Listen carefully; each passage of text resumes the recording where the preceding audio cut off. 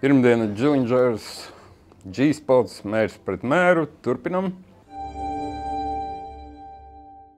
Partijas Latvija pirmajā vietā mēra amata kandidāts Ainārs Šlesers. Sveiks, Ainār! Sveiks!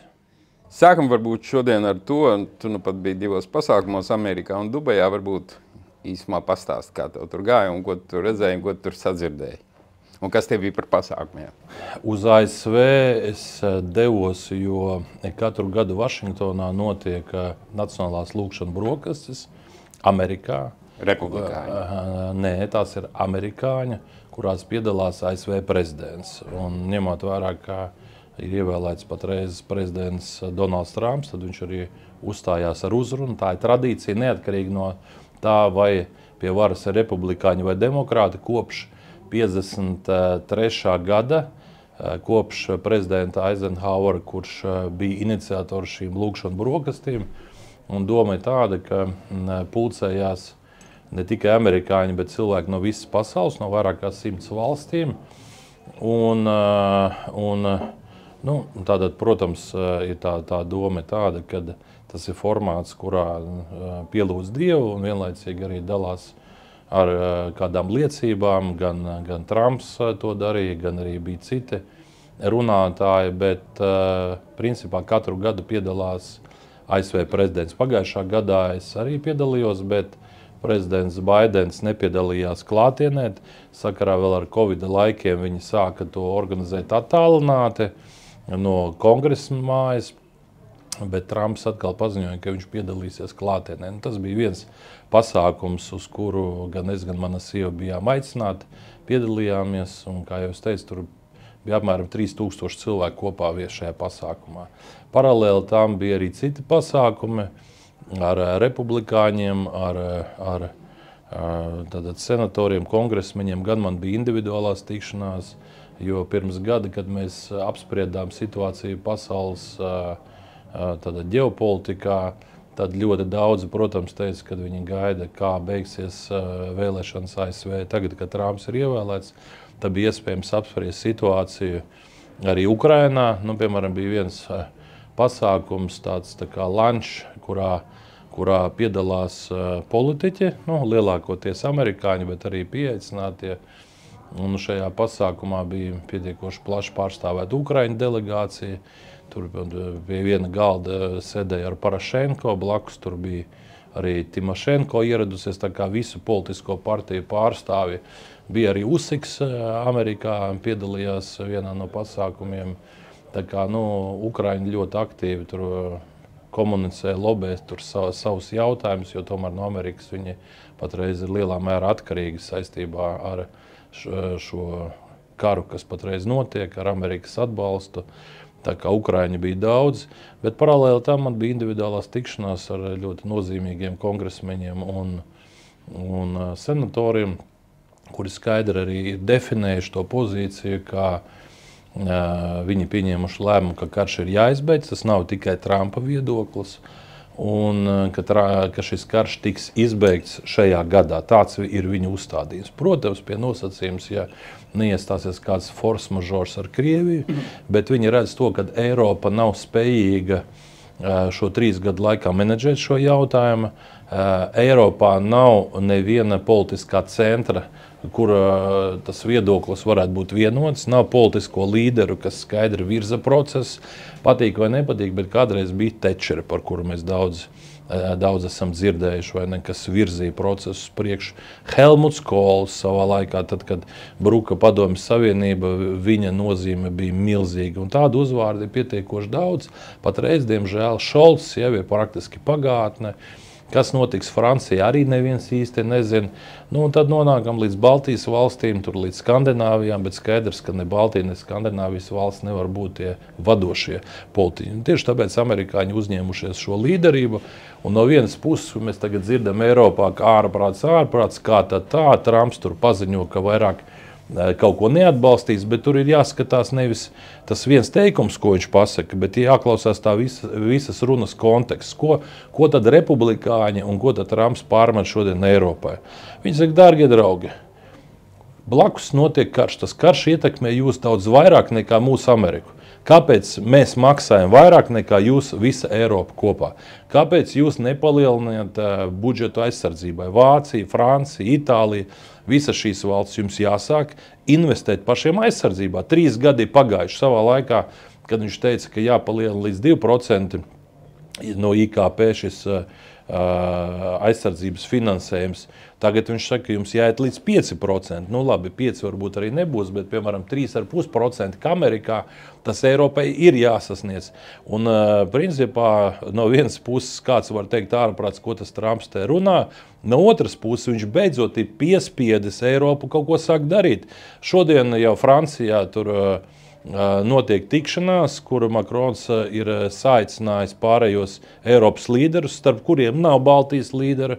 Mūs pārstāv Dānijas premjeras vai ne, nevis kāds no Baltijas. Es nezinu, kāpēc mēs netiekam aicināti uz tik strateģiski svarīgu pasākumu, bet tas arī tikai parāda, kāda ir Baltijas loma Eiropā. Nu, tā kopīgā pasākumā mēs varam piedalīties, bet tad, kad jālemj, tad mūs pārstāv Dānija tālūk. Tā kā es rezumēju šo stāstu, gribu teikt, ka Trumps ir pamodinājis kārtējo reizi Eiropu un pateicis, dārgie draugi, sāciet rīkoties, jo mēs jūsu vietā nekarosim, ja šeit būs karš. Un ja jūs 3 gadu laikā nevarējāt neko izdarīt, lai palīdzētu Ukrainai, nu runāsim atklāt. Viņš jau nepārmet tikai Eiropai, viņš arī pārmet Baidenam.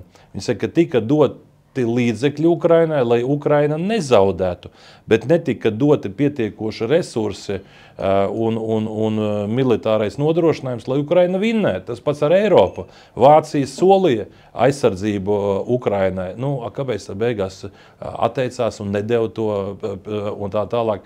Tā kā tā divkosīgā pozīcija izskatās ir bijusi saistīta ar to, ka kara industrija lobēja lēmumus, lai viņi varētu pēc iespējas vairāk sūtīt ieročus uz Ukrainu, bet neviens nebija interesēts, lai tas karš ātri izbeidzās. Neviens nebija interesēts, lai Ukraina uzvar. Un tieši tāpēc, ja 3 gadu laikā tur 100 000 cilvēki ir gājuši bojā, tad amerikāņi man skaidri pateica, mūsu uzdevums ir izbeigt šo karu, jo šis karš šodien Eiropai un pasaulē nav izdevīgs, un visvairāk neizdevīgs šis karš ir pašai Ukrainai, kur ir zaudējusi 100 000 tur karavīrus, gan bojā gājušos, gan ievainotos. Tā kā amerikāņi iet uz kara izbeigšanu. Bet tas ir tās, kas tiek neviennozīmīgi uztverts, ir pie jebkuriem noteikumiem karu pabeigt.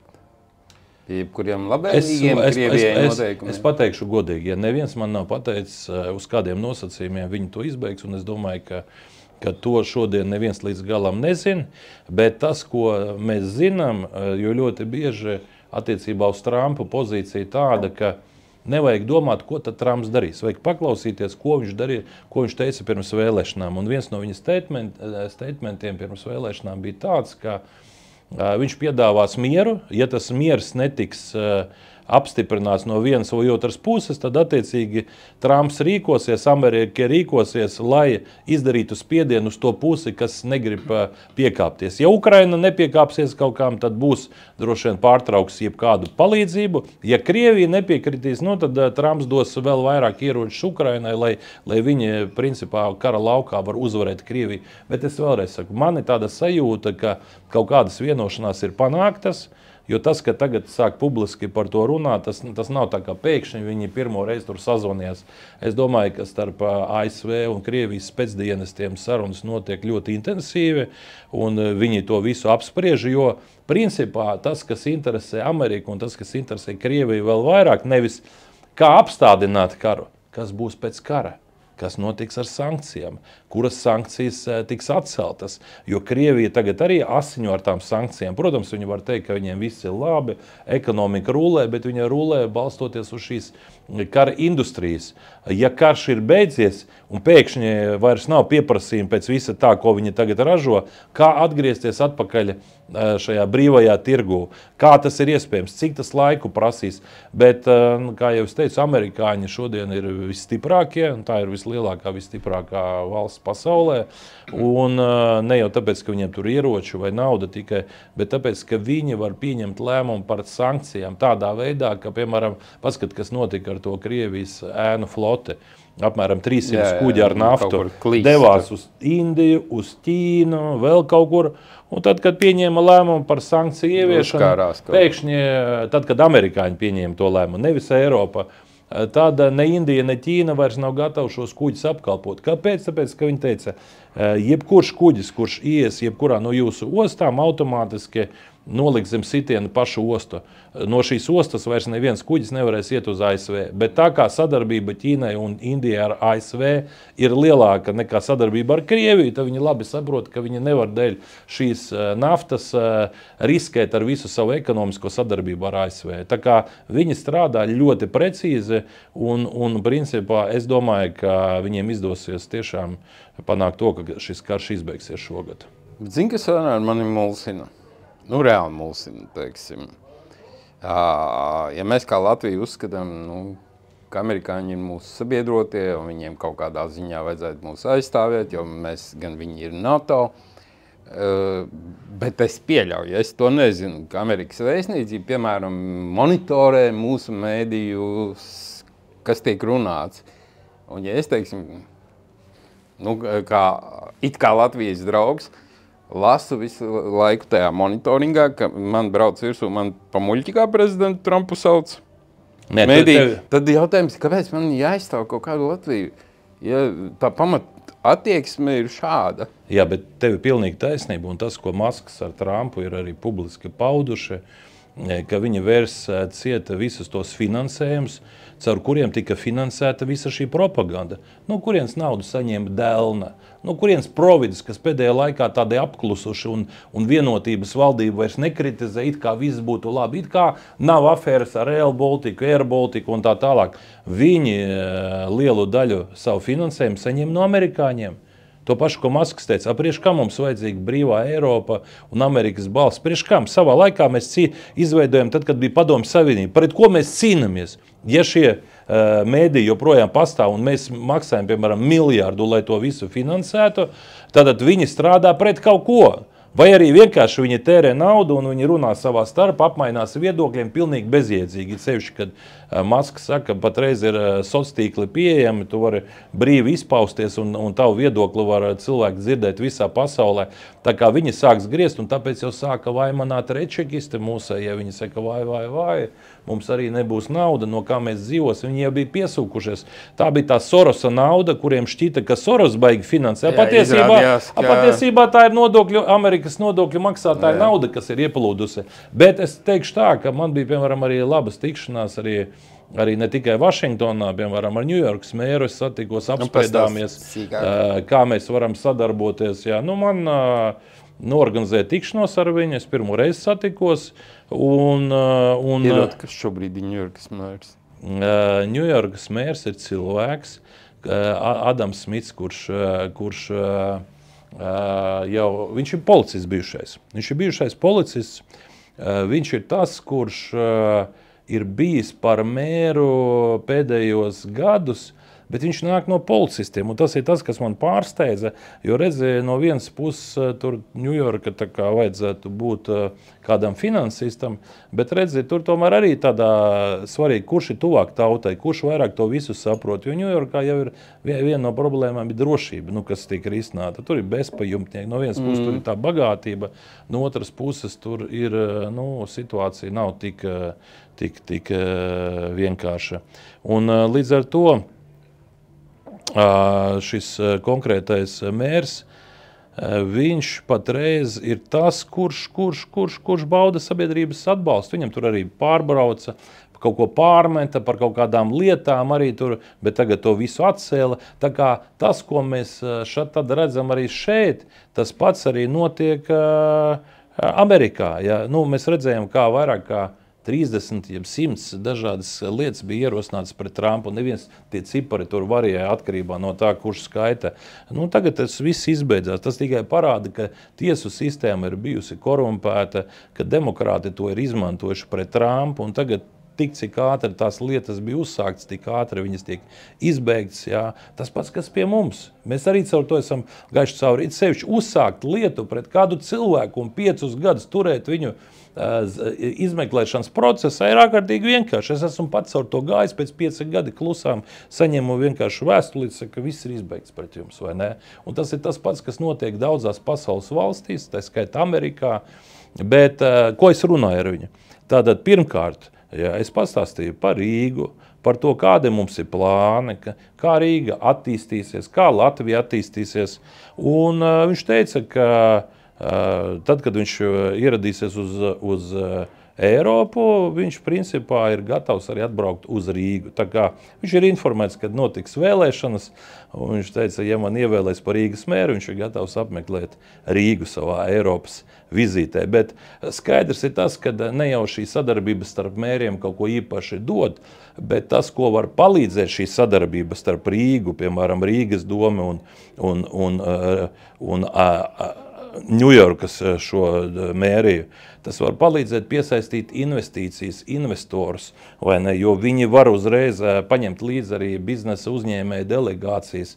Un mums ir ārkārtīgi svarīgi parādīt, ka Latvija ir uz kartes, ka mēs esam tā vieta, kurā daudz kas notiks. Ja, ja karš beidzās, tad Latvija atkal var veidoties par tādu biznesa, finanšu darījumu centru, turisma centru, un viņi investē Eiropā. Un šis Singapūras princips, par ko es esmu stāstījis arī vienmēr kaut kur tiekoties ārvalstīs, vai Dubais princips, no mazas valstiņas var izveidoties kaut kas liels, kaut kas ļoti spēcīgs, vai ne, jo mazā Singapūra ir viena no bagātākām pasaules valstīm.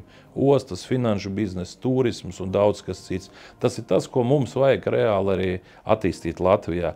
Lūk, tas ir tas, kas attiecās par šīm vizītēm, bet, kā jau es teicu, ar Ameriku mums ir jāsadarbojas, Amerikas investīcijas Latvijā ir jāpalielina, bet mēs nevaram būt atkarīgi tikai no Amerikas.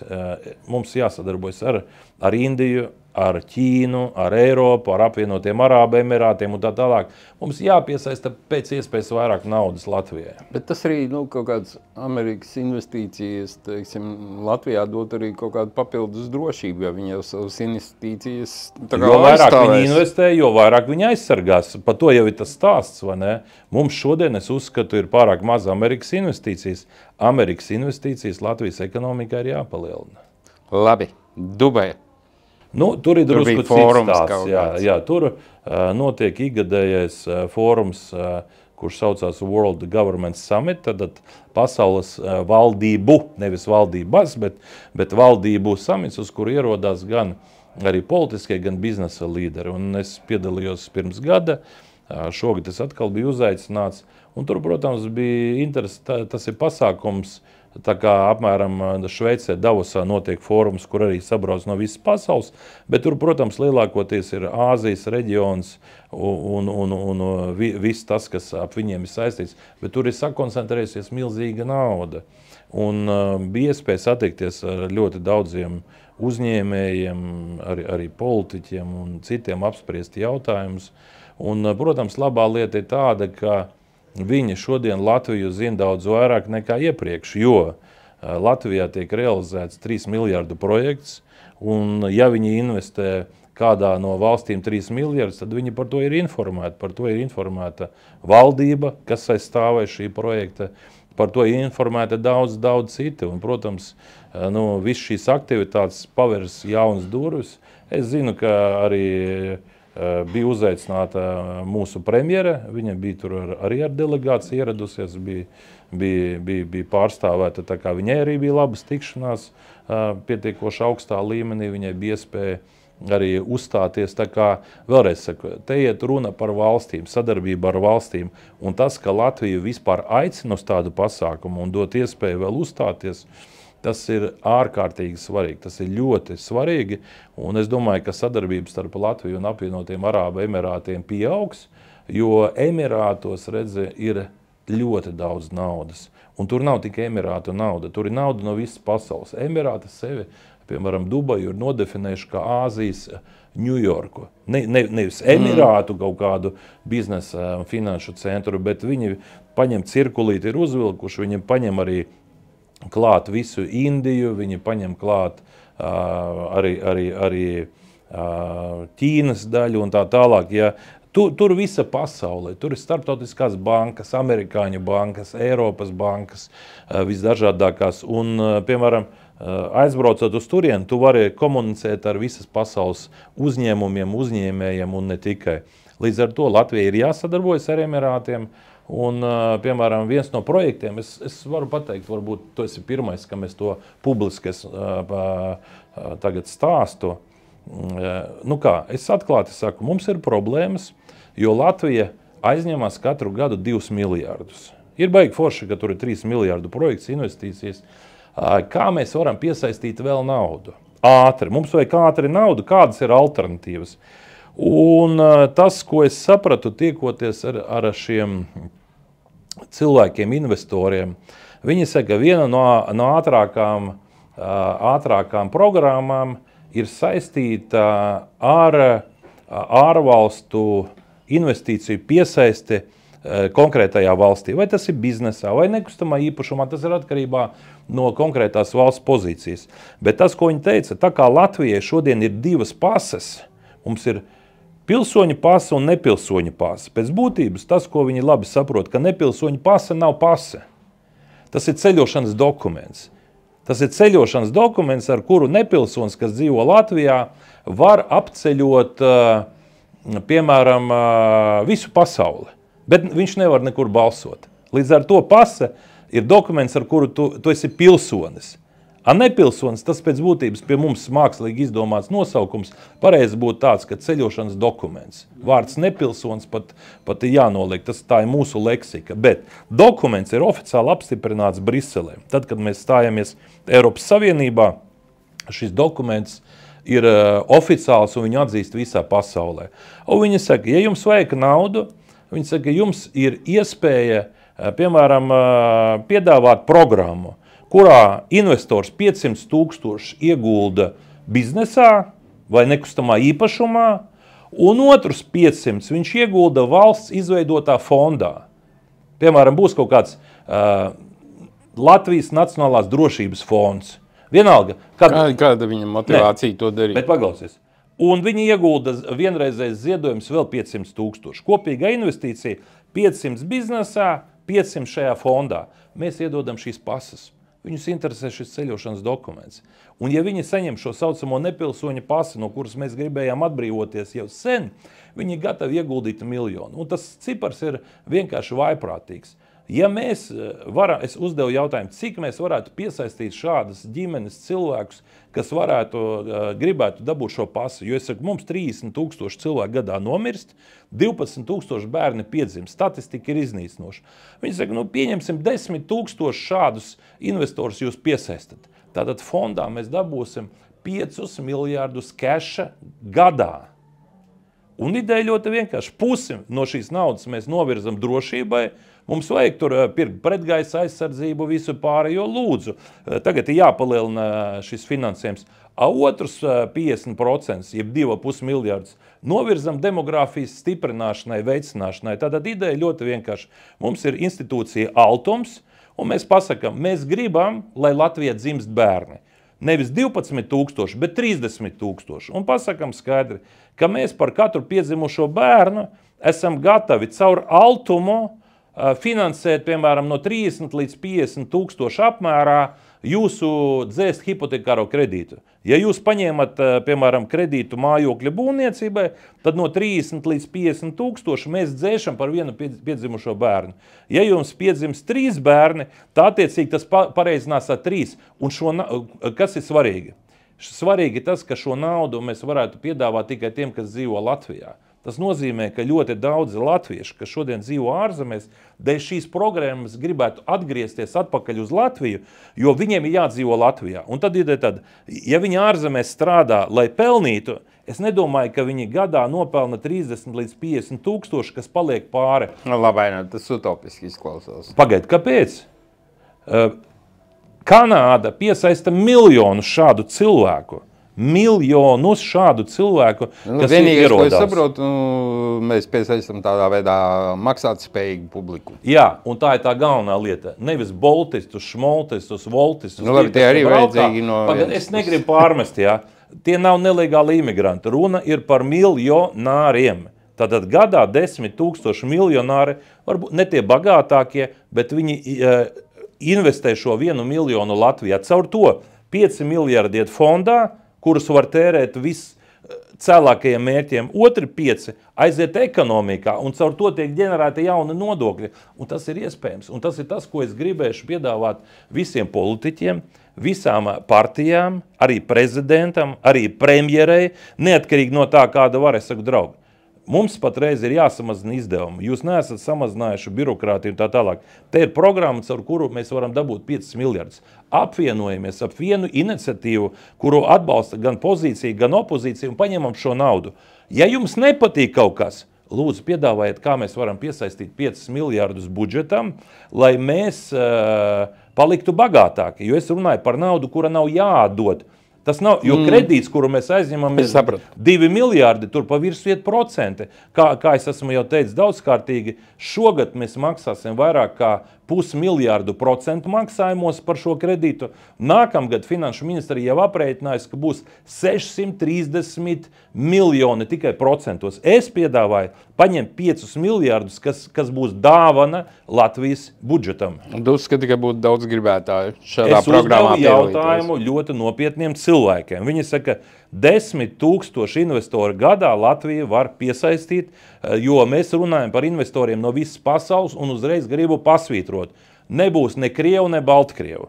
Tie, kuriem šodien ir aizliegts pārdot šeit un, kā teikt, nekustamos īpašumus, viņu nebūs. Tie būs cilvēki no Emirātiem, no Persijas jūras valstu reģiona, no visurienes, bet runa ir par turīgiem. Ja gadījumā kāds cilvēks nekvalificējas drošības apsvērumu pēc, viņam tas netiek piedāvāts, bet runa par to pasaulē šodien ir ļoti daudz bagāti cilvēki, un šī nauda jāpaņem. Šī nauda jāpaņem, bet ir vajadzīga politiskā griba. Un es esmu pilnīgi pārliecināts, ka pat nacionāļu elektorāts atbalstīs, ja, piemēram, 50 000 mēs varēsim maksāt par katru piedzimušo bērnu, viņi teiks, nu pagaid, jāatbrauc ārzemnieks, un viņš iedod 500 000 naudu kā dāvinājumu, saka, vai es drīkstu Latvijā uzturēties šad tad, viņi jau nepārcelsies šeit uz dzīvi, vienkārši viņi iegādāsies kādu mājokli. Un principā viņi nofinansēs, piemēram, 10 bērniem būs pabalsti, jeb viņu ģimenēm pa 50 000. Saprot, tas, kas mums šodien šķiet neprāts, tas ir tas, kas notiek. Okay. Lai sanāk šis. Atgriežamies pie pašvaldību vēlēšanām, gribētu bišķi patirzāt personālijas, citus tavus konkurentus uz Rīgas mēra amatu. Sākam uzreiz ar pašreizējo mēru Vilni Ķirsi. Kā tu vērtē viņu līdzinējo darbību vai kā tu vispār viņu vērtē? Es domāju, ka vienotība noriet viennozīmīgi. Es domāju, ka viņš ir, viņam iet grūti. Man pat negribās viņu pārāk kritizēt, jo viņam iet grūti, viņš netiek galā ar pienākumiem. Ir tāda sajūta, ka vienkārši, viena lieta ir, viņš ir labs cilvēks, man ir tāda sajūta, cik es esmu ar viņu komunicējis. Bet būt par labu cilvēku un labu vadītāju, tās ir divas dažādas lietas. Un te laikam atkal ir tā pieredze jautājums, ko viņš ir vadījis iepriekš. Jā. Ja tu esi bijis vienkārši padomnieks kādam un neesi neko vadījis, jā, un tev pēkšņi ir jāvada pašvaldība. Es esmu savā dzīvē vadījis milzīgus kolektīvus, veidojis uzņēmumus, ja esmu gājis caur ļoti grūtām situācijām, tad man šķiet, ka viņš ir ielikts šajā amatā, bet viņam tā pieredze nebija pietiekoša. Un man principā pat nedaudz žēl ir, kad principā viņš cenšas kaut ko darīt, bet viņu vienkārši neklausa. Tā ierēdniecība ir uzkāpusi viņam uz galvas un dara, ko grib. Ja. Tas, ko es esmu dzirdējis, ja mērs kaut ko grib izdarīt, ja, viņi viņu neklausa. Princips, es teikšu tā, kad es teiktu, ka viņam iet smagi. Labi, tu redzi sadarbību nākamajā Rīgas pašvaldības koalīcijā ar Jauno Vienotību? Mana pozīcija šodien ir ārkārtīgi vienkārši. Es aicinu vēlētājus atbalstīt spēcīgāko kandidātu Aināru Šlesaru kā Rīgas mēru, iedot man 51%, lai beigtu šis bardaks, lai es varu sakārtot pilsētu ātri un nodrošināt investīciju piesaisti, reorganizācijas, arī ierēģu samazināšanu par 30%. Es to visu esmu gatavs izdarīt. Ja gadījumā man nāksies tomēr meklēt balsis un piesaistīt, kā es varu pateikt uzreiz, es neplānoju veidot koalīciju, es uzrunāšu tās partijas, kas ir ievēlētas, un aicināšu viņām nākt ar priekšlikumiem, kā var palielināt ienākumus. Jo ieņemt amatus un dalīt naudu sociālām programmām, to māk visi. Es katrai partijai uzdošu vienu konkrētu jautājumu. Iedodiet priekšlikumus, kā palielināt ieņēmumus. Ja? Un izejot no tā, mēs tad varēsim skatīties, kā mēs varam sadarboties. Un ja konkrētajā partijā būs kaut vai viens cilvēks, kuram būs vīzija, ķēriens un pieredze kaut ko tādu darīt, ja, tad es būšu gatavs sadarboties ar šo konkrēto cilvēku. Princips ir tāds pats, ko nosaka Satversme. Prezidents izvirza ministru prezidentu un viņš veido savu valdību. Nevis tā kā tas patreiz, kad koalīcijas partijas izvirza savus ministrus un iedod, saka, tagad tu strādās ar tiem. Es gribētu skatīties, kurus es varu pieaicināt, izvērtēšu katru atsevišķi un izejot no, jo Rīga ir jāizvelk no tā purva, kurā mēs esam nonākuši. Un vēlreiz saku, Rīgai nav vieta ideoloģijai. Par ideoloģiju katrs, lai aizstāv to, ko grib. Ja. Man ir svarīgi darbi, kā var izvilkt valsti tīri ekonomiski Rīgu. Jo, ja mēs pacelsim Rīgu, kā es esmu teicis daudzkārtīgi, mēs pacelsim arī Latviju, jo Rīga ir puse no Latvijas ekonomikas. Līdz ar to es būšu atvērts sarunām ar visiem, kas būs ievēlēti, bet, kā jau es teicu, vislabākais būtu tas, ja man būtu 51%, tad es varētu principā tāpatās arī piesaistīt arī citus, ja tur tiek ievēlēti kādi profesionāļi, bet kopumā ir ārkārtīgi svarīgi nesadrumstalot Rīgas dome, un jo lielāks atbalsts man būs no savas partijas, jo vairāk man būs balsis, jo vieglāk būs sasniegt šos konkrētos mērķus Rīgā. Labi, jā, 51% tā ir utopija, to taču saproti, ja?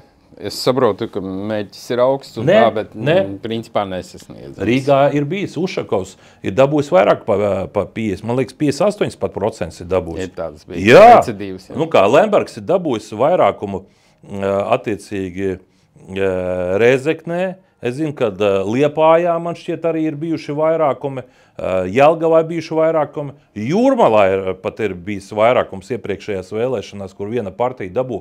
Rīgā tas ir bijis. Ja? Okay. Līdz ar to es vienkārši aicinu, Ušakova vairs nav, un mēs esam partija, kas apvieno visus pilsoņus neatkarīgi no dzimtās valodas, un es aicinu balsot par Šlesaru un iedot man šo mandātu, jo šodien, es varu teikt, sliktāk vairs nav kur.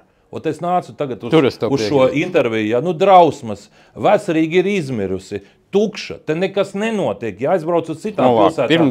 Pirmdienas dienas. Nu pagaid, bet tāpatās kaut kam jānotiek, katrā dienā ir jābūt aktivitātēm, Okay. nav, visi slikti. Bet Ainār, tas formāts tomēr šajā gadījumā, prezidents neizvirza, tātad, lai tu, ja nav to 51%, tātad tev vienalga būs jābūt koalīcijai. Es vēlreiz saku, jo koalīcija izvirza vai partija izvirza. Bet es šodien esmu saņēmis signālus, praktiski, es negribu teikt no visām partijām, bet partijas grib sadarboties arī tās, kas mani publiski tagad kritizē, viņas jau ir pieteikušās darbam Šlesara koalīcijā. Kāpēc tu tik mīļi tagad izteicies par Vilni Ķirsi? Nē, es vēlreiz saku, lielākā daļa ir gatava sadarboties ar Šlesaru, bet es vēlreiz saku, es šodien gribu griezties pie vēlētājiem, jo lielāks man būs mandātu skaits, jo ātrāk un vieglāk man būs iespēja sasniegt šos rezultātus. Okay. Ejam tālāk. Latvijas attīstība Juris Pūca, tavs mūsu rubrikas oponents. Arī labs cilvēks, bet es teikšu tā, ka viegli viņam nav, jo redzi, to, ko daudz cilvēki arī prasa, viņi saka, labi, visi labi, laba programma tev ir, ko tu esi izdarījis, jā. Un šoreiz ir tas jautājums, ko daudzi sagaida tīri ekonomiskajā jomā. Atkal, tu esi labs, tu mums patīc, jā, kāds ir sasniegums. Ja? Un, protams, tas, ka viņš ir, kā ierēdnis, viņš ir bijis diezgan profesionāls savā jomā, lai gan teritoriālo reformu uztaisīja, tu saki, ko izdarīja. Nebija viss labi. Bet man šķiet tas, kas viņam pietrūkst, tas ir tas, ka viņam tajā CV nav tie īstie veiksmes stāsti.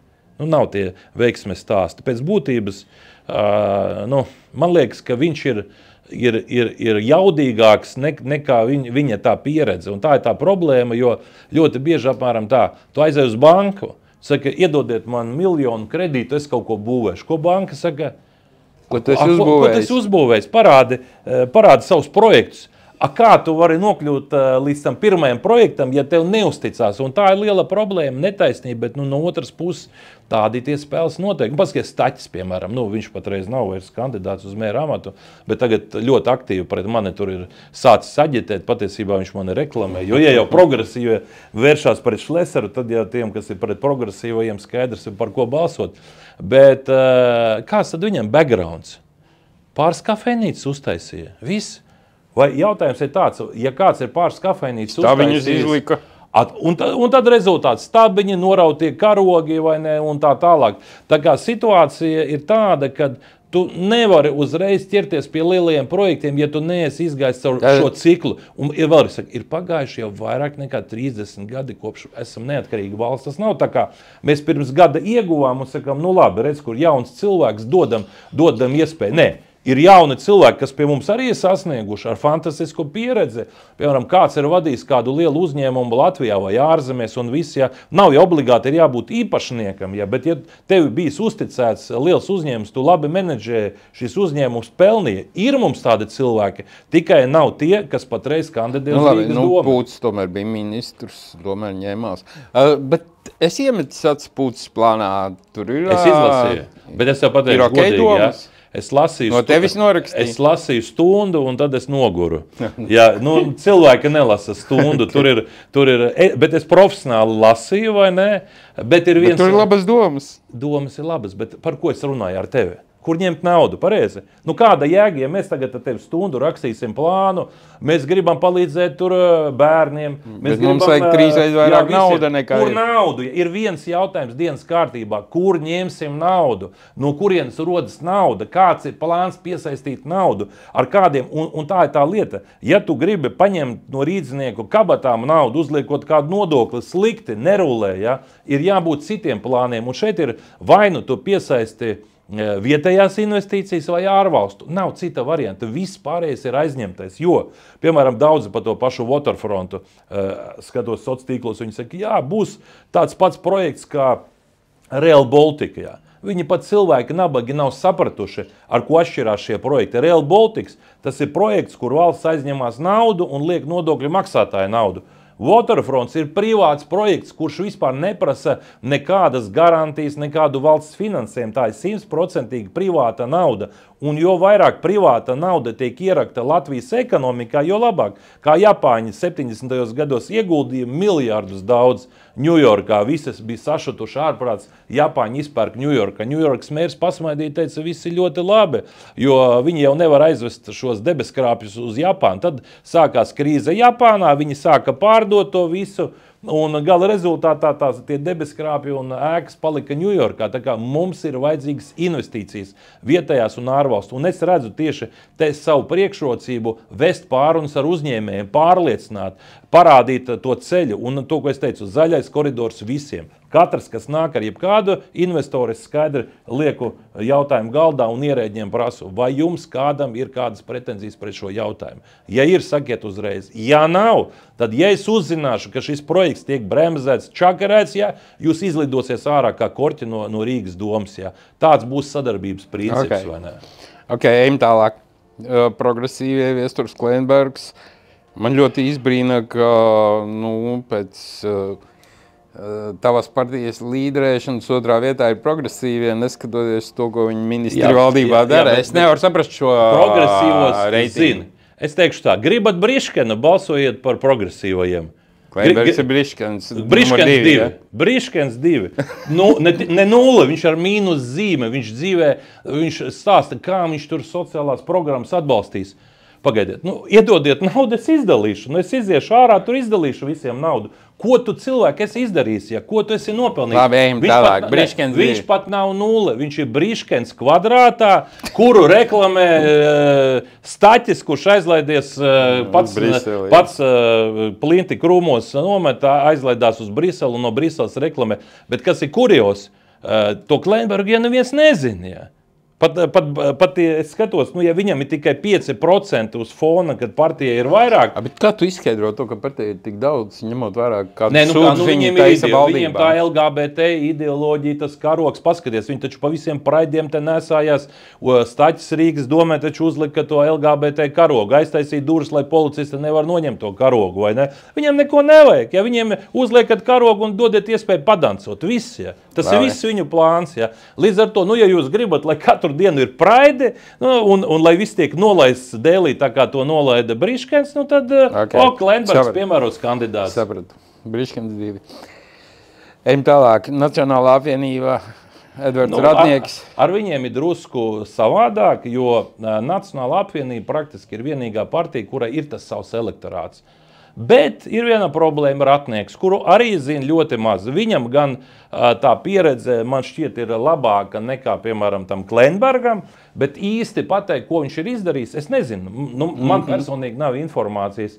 Un viņa reitings arī ir 5%, partijai ir krietni augstāks. Un tad ir jautājums, vai tas vēlētājs balsos vienkārši par partiju, jeb tomēr skatīsies uz līderu. Jo, gribu atgādināt, 2010. gadā, tad, kad tas 9. gadā notika Rīgas domas vēlēšanas, mērs bija no Nacionālās apvienības TBLNK Jānis Birks. Mērs viņš bija. Baigā kampaņa bija, beigās viņš dabūja knapi 3% tikai. Un viņi netika ievēlēti. Tas nozīmē, ka ja konkrētais mēra amata kandidāts nespēs nodemonstrēt, ka viņam ir baigā jauda, es domāju, tas, ka viņi tiks ievēlēti, par to man šaubu nav, ņemot vērā, ka ģeopolitika tagad ir tāda, kāda viņa ir. Bet pats Ratnieks, viņš to vilkmi nepalielinās partijai. Līdz ar to tas reitings varētu būt rezultāts starp partijas reitingu un starp Ratnieka reitingu kaut kur pa vidu. Ok. Un tālāk Saskaņa Regīna Ločmela. Regīna Ločmela es pazīstu, es teikšu tā, ka tās Zolitūdas tēmas, ko viņa cilāja, tas bija tas laiks, ko mēs atceramies, notika traģēdija, bet man šķiet, ka tur tāds apjukums drusku ir, jo bija parādījies Urbanovičs, tad viņi teica, ka Urbanovičs īsti neies, tur uztaisīja aptauju, kurā viņam ir 3%. Regīna Ločmela teorētiski viņa 5% var dabūt, bet es nebrīnīšos... Šobrīd, laikam, 6 ar kapēkām. Jā, bet es nebrīnīšos, ka var arī nedabūt, jo cik tā ticamība būs, es vēlreiz saku, ticamība, ka cilvēki māk tērēt naudu, saka, mēs tūlīt visiem palīdzēsim, tas ir labi. Vēlreiz saku, es aicinu visus vēlētājus, pat tie, kas negrib balsot par mani, pirms jūs izdariet izvēli, par ko jūs balsojat, uzdodiet jautājumu, vai konkrētais mēra amata kandidāts ir dzīvē kaut ko sasniedzis, vai viņš spēj ģenerēt ekonomiskos procesus, vai viņš būs tas, kurš 4 gadu laikā var pacelt Rīgu uz augšu. Viens kriterijs – naudas dalīšana jānoliek malā, jo 1,5 miljards, kas šodien ir iezīmēts kā budžets, patiesībā sastāv no 2 daļām. 1,3 miljardi ir ienākumi un apmēram 200 miljoni ir tā daļa, kas tiek aizņemta. Tas nozīmē, ka budžeta deficīts Rīgas domē ir 200 miljoni, kas ir ļoti liels. Ja valsts aizņemās 2 miljardus, tad Rīgas doma aizņemās tagad katru gadu 200 miljonus. Bet tur bija 1,5 un tur... Ienākumi ir 1,3, līdz ar to viņiem... Es sapratu, ka 1,5 un tad viņi aizņemās 200 miljonu. 1,5 ir izdevumi. Ienākumi ir 1,3 tikai. Okay. Un līdz ar to viņi aizņemās, lai sektu to deficītu ar 200 miljoniem. Un ja tu aizņemies 200 miljonu, tad no tā jau tu bagāts nepaliec, jo tev arī būs jāmaksā procenti par aizņemto naudu. Kā es saku, pamat jautājums visiem, kas iet uz vēlēšanām, kā piesaistīt investīcijas, kā stimulēt ekonomiku. Gods kalpot Rīgai Oļegs Burovs. Nekomentēšu. Nekomentēt. Lai viņam veicās. Ok.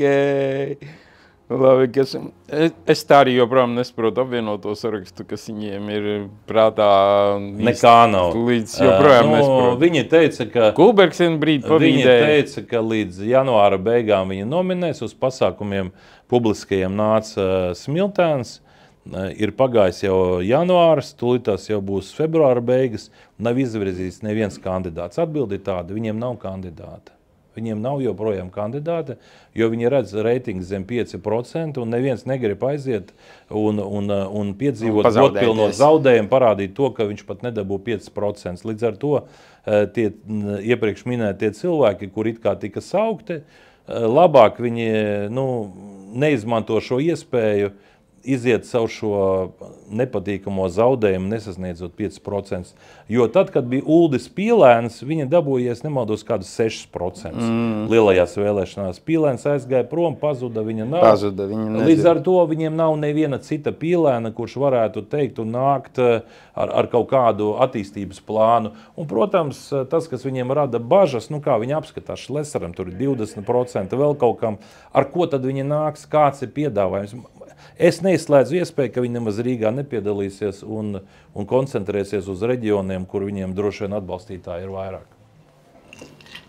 Ok, suverēnā vārā Julijas Cepiņenko, vai tas nav nopietni? Nav nopietni. Atkal nekomentējam. Nekomentējam. Okay. Ko es komentēšu, nav variantu. Jā. Labi. Plus mīnus izgājām ZZS. Nekas tur prātīgs nav, ne? Jā, bet vispār nav, jā. Jābalso par Šlesaru. Jābalso par Šlesaru. Par Latviju pirmajā vietā. Latviju pirmajā vietā. Labi, bet, mūsu skatītāji ļoti daudzi taujā un uzdod jautājumus un visu laiku, lai paprasu. Tātad tavu iepriekšējo likvidēto partiju parādīs, tas tāda 860,000 eiro, kuri tiek norakstīti zaudējumos. Pirmkārt, es neesmu valstī parādā neko, sāksim ar to. Jā. Tie parādi bija mākslīgi uztaisīti no Knāba puses, uztaisot uzrēķinus. Jā. Tad viņi pieskaitīja izdevumus, kas nav saistīti ar partiju, saka, tie ir partiju izdevumi, jo bija trešo personu kaut kāda reklāma, kas principā likumā nav aizliegta, bet viņi uzskatīja, ka to jāpieliek klāt, tas tā kā uzlika kā sodu. Šodien Latvijas televīzija, Latvijas radio reklamē regulāri, piemēram, esošo varu vienotību. Pirms vēlēšanām sēž Rauceps, Irists, tas pats Ozoliņš, Nelija Ločmela, un visi pret Šlesaru, visi saka, cik laba vienotība un tā tālāk. Kāpēc to nepieskaita? Kāpēc neuzliek to kā sodu, ka viņi izmanto sabiedrisko televīziju un taisa netiešo trešo personu reklāmu konkrētam politiskam spēkam? Saka, par šitiem nevar balsot, tie ir bīstami valstī, pēc tam, piemēram, Latvijas televīzija. Pēdējā vakarā, tad, kad notika štāģa, pēkšņi parādās ziņas, Puķins maksāja Šlesaram 2 miljonus. Muratovs to un tas aiziet pa visiem. Latvijas televīzija, radio, starp citu, ar ko tas beidzās? Es tur pateikšu, dienā, kad ir aizliegta aģitācija, kad jau vispār es neko vairs nevaru pat aģitēt, jā, pēkšņi aiziet kampaņa pret Šlesaru ar mērķi, lai viņu neievēl. Jā. Apzināti, ka Knāps kādam ir uzlicis sodu, Knāps 2 gadus pārbaudīja, un es saņēmu oficiālu bildi, ka viņi nav konstatējuši tādu faktu, ka Puķins būtu maksājis Šlesaram naudu. 2 gadus Knāps pēc vēlēšanām, man ir tagad oficiāla ārsta zīme no Knāba, kurā viņi pasaka, ka tas neatbilst patiesībai. Viņi neko tādu nav konstatējuši. Ko es ar to gribu pateikt? Ja būtu tāds fakts, tas Muratovs, kurš tur attiecīgi Latvijā, kurš viņam to Nobeļa prēmijas laureāts. Es atvainojos, provokators, gan jau, ka viņam kāds samaksāja par to, vai kāds palūdza, nezinu, ja būtu fakts, es uzdodu jautājumu, vai viņš nevarēja Knābam aizsūtīt informāciju, pateikt, manā rīcībā ir banku konti, uz kuriem ir pārskaitīta nauda, vai kaut kādi fakti, fotogrāfijas, es nezinu kas, viņš to nav izdarījis.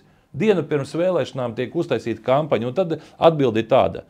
Vai nevajag uzlikt sodu par to, ka mēs pazaudējam kādas 5 vietas. Ja mums būtu 5 vietas, tad šodien būtu cita valdība, nebūtu vienotība pie varas, būtu citi ministri un varbūt būtu cita ekonomiska attīstība un tā tālāk. Līdz ar to man atbildi tāda, kāpēc tad mums uzlika sodu, a viņiem tie, kas izmanto šos resursus, piedāvājumi tur maksā privātiem medijiem no valsts budžeta caur integrācijas fondu milzīgu naudu. Ko Trumps tagad ar masku saka? Tērē milzīgu naudu, lai uzpirktu, lai ietekmētu vēlēšanas. Ja, par ko tagad J.D. Vance uzstājās Minhenē? Viņi saka, kur ir demokrātija, kur ir vārda brīvība, ka jūs principā viedokļus pērkat, tāpat kā par tiem visiem covidiem, tur vakcinācijām, cik naudas ir saņēmuši Eiropas politiķi, Amerikas politiķi, lai to visu piesaktu. Tā ir realitāte, kurā mēs šodien dzīvojam. Līdz ar to atbildīja tāda, ja, mēs neesam no valsts paņēmuši nevienu centu, nevienu eiro, kuru palikuši parādā. Jā. Bet savā laikā bija tur viena kanāba vadītāja vārdu, neminēšu, jo viņa patreiz vairs nav. Un tas pats Jurašs, jā, viņi kopā ar vienotību uztaisīja kampaņu un pa virsu teica, uzliksim vēl sodu. Tas ir sods, bet tas nav parāds, nejauksim, jā. Sods par trešo personu, it kā nepareizi veikto kaut kādu tur aģitēšanu, jā, kur pretī es saku, bet tad jau salīdzināsim visu vienādi. Problēma tāda, viņi sēž pie varas, viņi saka, mēs esam vara, mēs darām, ko gribam, un mēs tev vēl liekam sodus. Es neesmu no valsts ņēmis nekādu naudu, un es neesmu palicis parādā. Bet, diemžēl, pateicoties visiem šiem procesiem, tās vēlēšanas tika ietekmētas. To es varu apstiprināt. Nu, labi, klausies, arī bija no skatītājiem tāds jautājums, vai tu paģērie arī, ka pirms šīm vēlēšanām pēdējā brīdī līdzīga informācija parādīties varētu? Es domāju, ka jā. Es tikai, kā redzi, valsts pārvaldē es neesmu bijis kopš, principā, 10. gada. Tad, kad es biju Rīgas domē vicemērs, ja es aizgāju prom 10. gadā. 15 gadi pagājuši. Tagad es esmu deputāts. Deputāts nepieņem lēmumus, par kuriem viņš nes juridisku atbildību. Es nesu politisku atbildību. Es neesmu nevienu amatu ieņems 15 gadus. Jā. Tie skeleti, kas ir bijuši manos skapjos, visi ir izkratīti tā, kad es teiktu, ka tad, kad pie jūsu skeletiem kāds ķersies, tad redzēsim, kas no tiem skapiem birs ārā. Patreiz es esmu bijis privātā biznesā. Un par to ir publiska informācija visiem, ko es esmu darījis, ar kādiem projektiem saistīts un tā tālāk. Tā kā, var izdomāt da jebko, bet kā jau es teicu, ja jau pat piesauca Puķinu, iepriekš jau teica arī Trumps, ka Šlesers tur ir Trumpu, Puķinu, tagad redzi, piesauka, ka Šlesers tur ar tiem republikāņiem, ar Trumpu, tas tā kā īsti... Tas jau pozitīvi. Tas ir pozitīvi, tā kā to tagad mēģinās pieklusēt, apskaties. Biju Amerikā. Vai tā bija kāda informācija? Atceries, uz Ķīnu aizbraucu. Šlesers uz Ķīnu aizbrauca. Ar ko viņš tur tik netikās un tā tālāk? Tur bija epopējas. Tur gan arī bija jautājums par kā deputāts par Ķīnas naudu brauc. Jā. Bet runa par to, ka tur bija skandāls, jau uztaisīts tāds, ka par rubli, vai ne? Tagad uz Ameriku Šlesers ir aizbraucis un ārprāts tiekās ar republikāņiem. Mēs taču ar demokrātiem draudzējamies. Kāpēc? Izrādās, ka tagad trends ir sadarboties ar republikāņiem. Demokrāti nav. Un tāpēc arī visi ir apjukuši, jo es te pateikšu godīgi, ja esošai varai ir problēmas. Jo to, ko tu teici, republikāņi Trumps zina, kur viņam ir ienaidnieki. Un viņi nekautrēsies tagad arī veidot attiecības ar tām varām, ar kurām būs draudzīgas attiecības. Un ja viņi redzēs, ka tur ir pie varas nedraudzīgi politiķi, tad tāda būs arī attieksme. Un es domāju, ka tas ir tas, ko arī Trumps un J.D. Vance arī turpinās darīt. Un es domāju, ka vienotība nav draudzīga vara Amerikai, Trumpa Amerikai. Viņi bija pret. Un tie politiķi, kas šodien joprojām ir valdībā, kas vēl dienu pirms vēlēšanām aptaisīja Trumpu, vai ne? Un pēc tam steigā dzēs ārā tos tvītus, kā viņi teica, mēs ceram, ka Trumps nebūs. Mēs esam pārliecināti, ka viņš nebūs. Mēs esam pārliecināti, ka Baidens tur būs vai tur Kamala Haris. Viņi visi tagad mēģina spēlēt, ka nē, mēs esam baigi labie. Kažociņus nomainījuši praktiski visi. Man tāds ziņkārīgs jautājums tajās. Lūkšana brokastīs, tur arī tādas pamatīgas brokastis dod, tur arī jāēd. Nē, tas ir simboli. Nē, brokastis tur ir, bet viņas ir simboliskas, vai ne? Krosāns. Tur krosāni, viņi kaut kāds tur neliels brokastis ir, bet tas ir tā simboliski, bet tā ir tradīcija kopš 53. gada 70 gadus jau Amerikā, un katru gadu galvenais runātājs ir Amerikas prezidents. Bet tur nepiedalās tā kā baznīcas pārstāvji. Lielākā daļa tie cilvēki, kas saistīti ar politiku, ar dažādām nevalstiskām organizācijām, kas brauc no visas pasaules. Tas nav tā kā garīdznieku pasākums. Ne. Tas ir vairāk tā kā to cilvēku, kas ieņem dažādas amatus, viņi atbrauc. Bet tas ir ļoti... Bet sāk ar mācītāju, ja? Nē. Nesāk ar lūkšanu.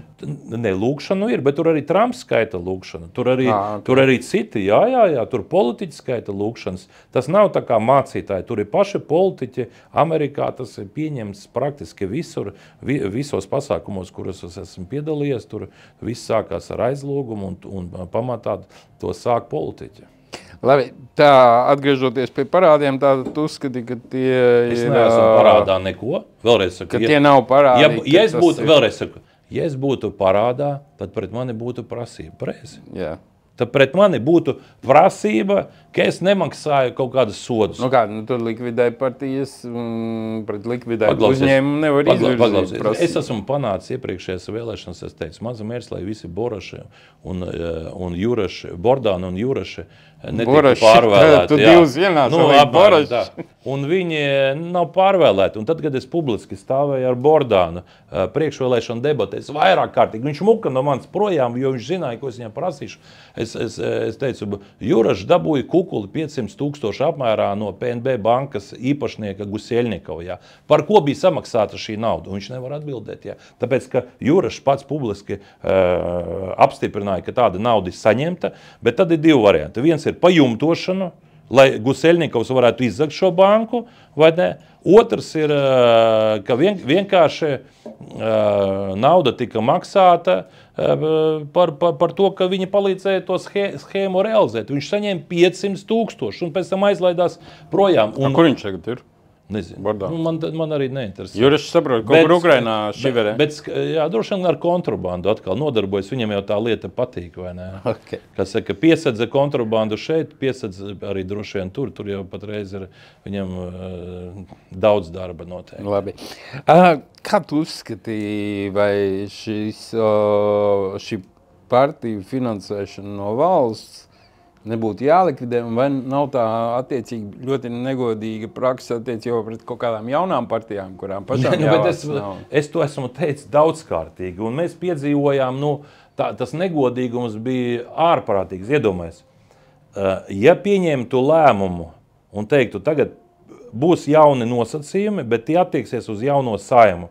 Pēc nākamajām vēlēšanām visas partijas, kuras iekļūs, saņems tādu un tādu finansējumu. Tad būtu skaidrs, jā. Ko viņi izdarīja? Vienotība kopā ar Levitu vienojās piešķirt naudu sev pēc vēlēšanām, lai gan pirms vēlēšanām nebija vispār nosacījuma, ka to naudu var. Un viņi radīja apstākļus, ka tās partijas, tāda kāda mana ir Latvija pirmajā vietā, mums nebija finansējuma. Mums jāpiesaista bija finansējums privāti no visām pusēm, a Vienotība un pārējās partijas paņēma, nozaga pēc būtības naudu no kases. No valsts kases viņa piešķīra, nebija paredzēts tāds vēlēšanu rezultāts, kur tiek sadalīta nauda. Tagad, kad vēlēšanas jau beidzās, protams, mēs varam diskutēt, kā viņi, ja partija tur izjūka vai kā un saņem finansējumu, tas arī nepareizi. Tur jābūt kaut kādiem citiem kritērijiem, bet negodīgums bija ne jau partiju finansēšana no valsts budžeta ir arī citās valstīs, bet viņi sāka nozogot naudu un radot apstākļus, ka pārējie nevar atnākt. Negodīgi konkurence. Jā, pārējiem visu ierobežo. Paskaties, mūsu uz Latvijas televīziju neaicina. Antikampaņu pret mums taisa. Latvijas rādio mūs neaicina pirms vēlēšanām. Es runāju par tām iepriekšējām, Es runāju par tām iepriekšējām vēlēšanām, kuras notika pirms 2 gadiem, 2,5 gadiem. Bet viņiem bija nauda. Tagad, kad mēs esam ievēlēti, mēs arī esam saņēmuši kaut kādu finansējumu, bet mēs esam izcīnījuši, vai ne, caur vēlēšanām, neskatoties uz to, ka bija radīti visi apstākļi, ka mēs nedrīkstējām būt ievēlēti. Vēlētāji tomēr mums iedeva to mandātu. Tie bija 58,000 cilvēku, un es viņiem varu pateikt šodien lielu paldies, jo ja viņi nebūtu nobalsojuši par Latviju pirmajā vietā, tad šodien būtu pavisam cita politika. Ja. Mēs tomēr to politiku mainam, jo mēs esam radījuši pietiekoši daudz dažādus video rullīšus, ko mēs izplatām, mēs parādām, kas notiek Saeimā, kas notiek aizkulisēs. Mēs stāstam par to, runājam. Iepriekš nekas tāds nav bijis sociālos tīklos. Visa informācija bija panorāmā, jeb Latvijas televīzija. Un pateicoties tam, ka mēs šansējam, mēs tagad skatāmies reitingos, mēs ne tikai Rīgā esam pirmajā vietā, mēs esam Latvijā otrajā vietā, un šodien par mums apmēram jau fano un mūs atbalsta apmēram 150,000 cilvēku. Un ja es tagad iedomājos, kas ir 150,000 cilvēku, tas ir vienas 15 vai pat 18 arēnas Rīga, pilnas ar cilvēkiem, kas ir gatavs balsot. Un tā ir mana atbilde šodien, kad mēs tomēr esam izgājuši caur šim sietam, lai gan tas viss sākās ļoti negodīgi. Un principā mums tika izdarīts viss, lai mums nebūtu. Saprat, pusminūte tev. 17. februāris šodien ir runas par valdības restartu. Būs? Kādā veidā būs? Ne, šī valdība palikt nevar. Briškens ir sista kārts, vai ne? Viņu mainīs pie reizes, viņu nomainīs vēl kaut ko. Es domāju, ka paliks šī pati valdība, jo viņi apzinās, ka ja viņi mainīs partiju sastāvu, tad šī valdība ir kritusi. Vienotība vairs nebūs jaunajā valdībā vadošā partija, viņiem nedos vairs premjeru, līdz ar to viņi gribēs pašsaglabāties. Progresīvie saprot, ka nākamā valdībā viņi nebūs, ja līdz ar to viņi gribēs pašsaglabāties. AZZS negribēs, lai valdībā ienāk apvienotājs saraksts un Nacionāla apvienība, jo tie tomēr konkurenti, viņi sēž vienā nišā. Līdz ar to kopīgās intereses saglabās šo valdību, bet viņu palikšana savos krēslos, nomainot kādus cilvēciņus, nesniedz atbildi uz jautājumiem. Kas notiks ar Rail Baltiku? Kas notiks ar Air Baltiku, kā tas tiks finansēts, kā palielināt valsts ieņēmumus, kā piesaistīt investīcijas un tā tālāk. Un principā es teikšu tā, ka tik daudz idejas, cik nāk no manas puses, es neesmu dzirdējis no visas valdības kopā, bet kā jau es teicu, ja es pārņemšu varu Rīgā, un man ir pārliecība, ka man izdosies, tad principā es domāju, ka Rīga noteiks visas Latvijas tālāko attīstību. Labi, paldies, Ainār, šodien. Paldies manam kolēģim Neksīvam Saltam un paldies Balām bāram restorānam par viesmīlīgām telpām un tiekamies nākamā pirmdien. Paldies, Ainār! Paldies!